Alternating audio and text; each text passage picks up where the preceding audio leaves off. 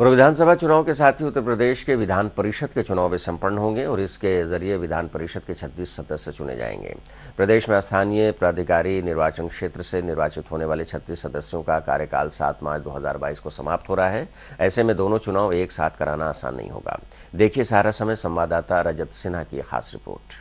UP के राजनीतिक इतिहास में ऐसा पहली बार हो रहा है जब एक ही दिन बड़े चुनाव विधानसभा और विधान परिषद के लिए मतदान होगा। विधान परिषद की 36 सीटों के लिए 3 और 7 मार्च को वोटिंग होनी है, जबकि उसी दिन विधानसभा के 6ठे और 7वें चरण का मतदान भी होना है।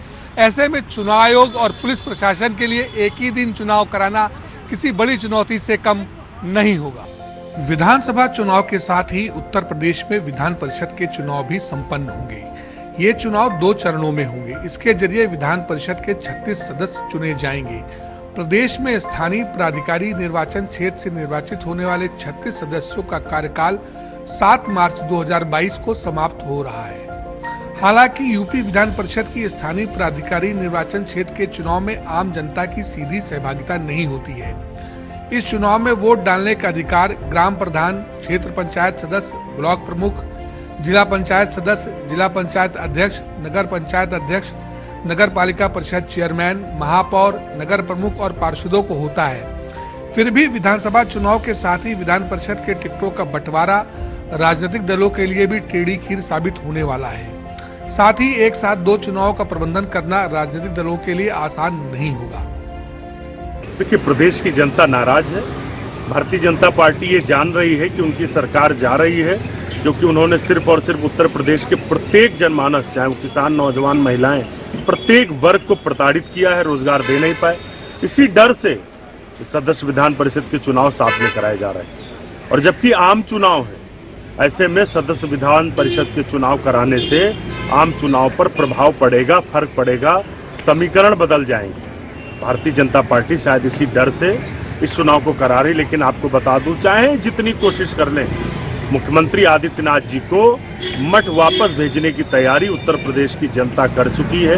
अब कोई भी हथकंडा काम आने वाला नहीं। विधान परिषद में भी हारेंगे और विधानसभा चुनाव में भी हारेंगे।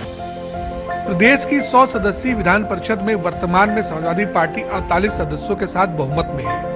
दूसरे नंबर पर भारतीय जनता पार्टी है, जिसके सदस्यों की संख्या 36 है। जिन 36 सीटों के लिए 3 मार्च और 7 मार्च को मतदान होना है, उनमें 30 सीटें समाजवादी पार्टी के पास हैं। स्थानीय प्राधिकारी निर्वाचन क्षेत्र की जिन 35 सीटों पर चुनाव होना है, उसमें पहले चरण की 29 सीटें हैं, जिनमें मुरादाबाद, बिजनौर, रामपुर, बरेली, बदायूं, पीलीभीत, शाहजहांपुर, हरदोई, खीरी, सीतापुर, लखनऊ, उन्नाव, रायबरेली, प्रतापगढ़, सुल्तानपुर, बाराबंकी, बहराइच, आजमगढ़, गाजीपुर, जौनपुर, वाराणसी, मिर्जापुर, सोनभद्र, इलाहाबाद, बांदा, हमीरपुर, झांसी, जालौन, ललितपुर, कानपुर, फतेहपुर, इटावा, फर्रुखाबाद, आगरा, फिरोजाबाद, मथुरा, एटा, मैनपुरी, अलीगढ़, बुलंदशहर, मेरठ, गाजियाबाद, मुजफ्फरनगर और सहारनपुर है।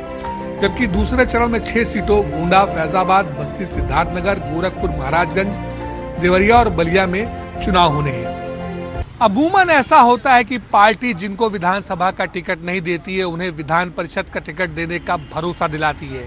ऐसे में जब विधानसभा और विधान परिषद के टिकट एक साथ देने होंगे, तो कार्यकर्ता और संगठन को दुगनी मेहनत से काम करना होगा। वहीं एक साथ चुनाव होने से पार्टियों को कई तरह की परेशानियों से भी जूझना पड़ सकता है। सहारा समय के लिए लखनऊ से कैमरामैन सत्येंद्र राय के साथ रजत